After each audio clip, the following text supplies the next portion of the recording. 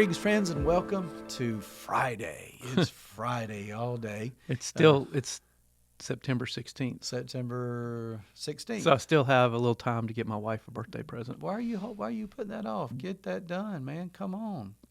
Anyway.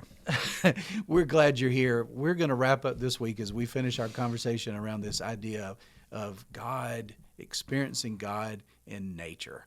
And, man, Steve, I can begin today by asking you, tell me about a time, a place. Where's your favorite place to experience God? Well, growing up in the country, in the mountains of western North Carolina, I've got several places. Although I have to say there's two that really stand out. One is called you have to walk down into, and that's the Linville Gorge. Don't know if you've ever. The Linville Gorge is a true gift to the state, and we are not far away from the Linville Gorge. And you can experience that place in various ways. You can park off the parkway and take a short walking path and see the falls, or you can drive on out the ridge line and hike down into the gorge. There's a trail, Babel Tower Trail. Goes all the way to almost to the bottom. Then there's a little side trail that goes on down to the river. And down in the river, where the gorge gets really narrow and the water is flowing pretty quickly, there's a deep swimming hole that has been worn out through eons. And it's a great place to swim. It's pretty isolated. Not many people, well, now I guess people may know about it. But especially if you go on a weekday, you can have the place to yourself. And it's absolutely. The name you said Babel Tower. That's fast. That's ironic. Yeah, it is. It's a rock formation that free climbers enjoy climbing, but it does kind of take it does the opposite. It takes the babble out of the world. Yeah. And when you're down there, the sound of the river, the entire Linville River gets choked down into about a 5 foot wide stream. And it cuts deeply through the rocks, and then it cascades down into a catch pool, and there are rocks that you can jump off of into the water. I don't do that like I used to. but still, my place that I love is Table Rock, not far from Linville Gorge. Table Rock is this mountain spot in western North Carolina. I have truly had a couple of my most just holy moments with God on the top of Table Rock, because it is this flat rock. That's right. And because you're looking at all of creation. It feels like when you lived in Morganton, it was right in your backyard. Yeah, correct. The other place is in the backyard of where I grew up, and that is Horse Rock Trail that goes up CeeLo Knob.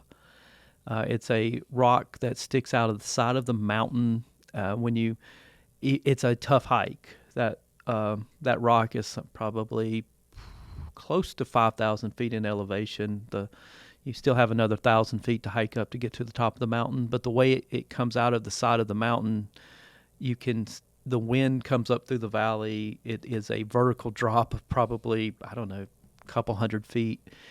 And you have to work really hard to get there. And so you rarely see anyone there. But it's just, you can see all the way to Morganton. You can see Lake James. You can even on certain days catch a glimpse on down towards Hickory. It's an amazing place. So those places, they speak to me. I can even sense that in the way you describe it. I'm caught up in that. I can just see it in my mind's eye.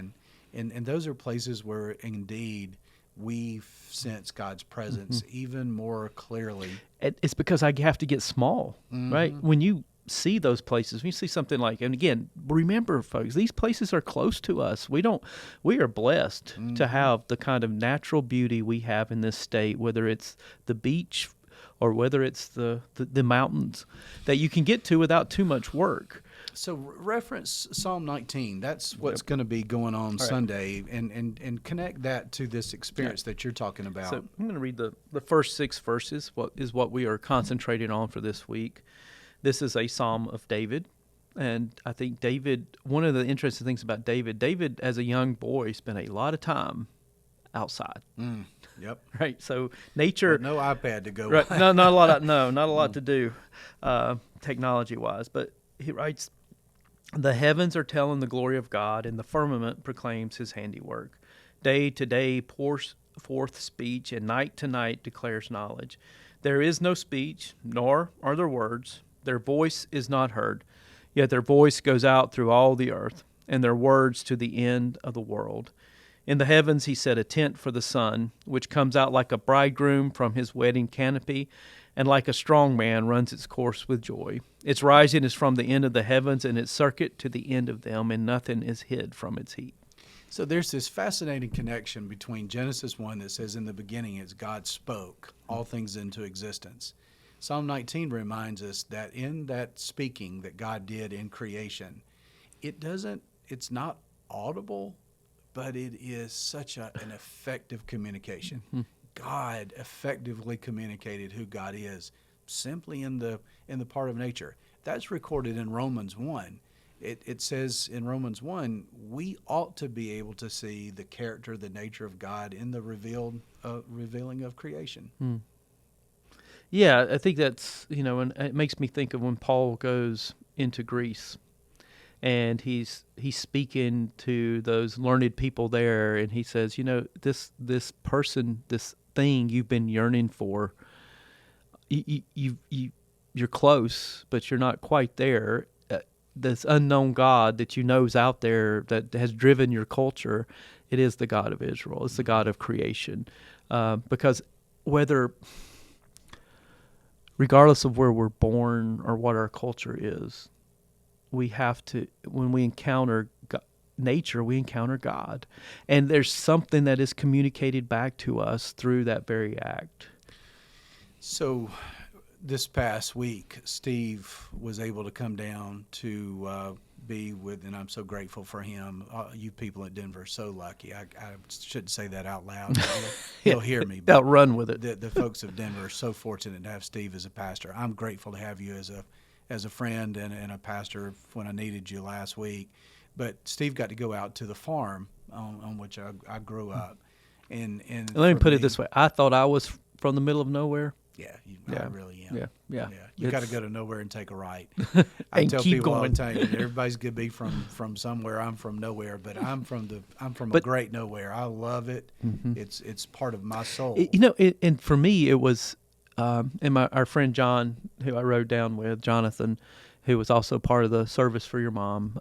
We were commenting on the way down there that there in middle Georgia, middle to beginning of South Georgia, it had a lot more character than I imagined. Because when I heard you describe it, I just thought about flat. Mm-hmm. I saw a picture. Paul has a picture of the farm he grew up on in his office. And you can't, of course it's an aerial view. You can't pick up the contours, but there's rolling hills. There's even small, I guess, old mountains that are almost worn down to a nub. Mm-hmm. And it's stunningly beautiful. And it's because it's not polluted with roads and telephone lines everywhere. So that farm has a garden that my dad actually bought our farm, the farm he owned, from his parents. So it's been in my dad's family for many decades now. And I have been shaped by the experiences on that property. I've been formed by digging in the dirt and the hauling of the hay and the interaction with the animals. That is something that I so treasure now, and I so used to take just, I used to resent it. Right. Oh, I imagine when you were a kid and your dad, when it was time to go to the hay field in that part of Georgia, that's hot and brutally hard work.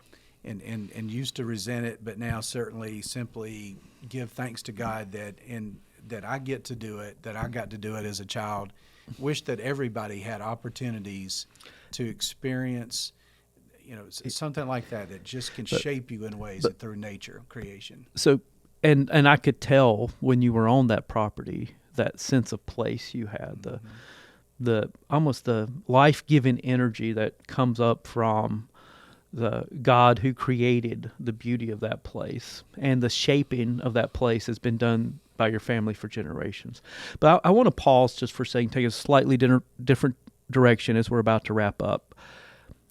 I want to remind all of us that you don't have to go on a special journey to experience God in creation. You don't have to even drive to Linville Gorge or Table Rock or make a trip down to the coast. You can do it right where you are. Yeah, step outside. What you can do that, and some of you, and I know there's some of you who stepping outside is probably difficult these days. That's okay. One of the things that I noticed that we do, and that's something my mother always did, was she always had lots of house plants. And I think that's part of that need to be connected, right? I imagine you at least have a house plant at a minimum, right? But find a place, and you can get, like, if you even just take some time, and your neighbors may think you're crazy, you may think yourself is crazy. Stare at a tree, stare at just experience a shrubbery in your yard. From dust we have come, to dust we shall return. It is always that deep sense we are connected to God's creation. We are a part of what God has done. And when you look closely at it, you'll see life. You'll see life going on, whether it's an ant scurrying across a leaf, whether you dig it a little bit into your yard and find a worm under the soil. Life is what God is about. And God is life-giving. And so take some time to listen to this speech that has no words.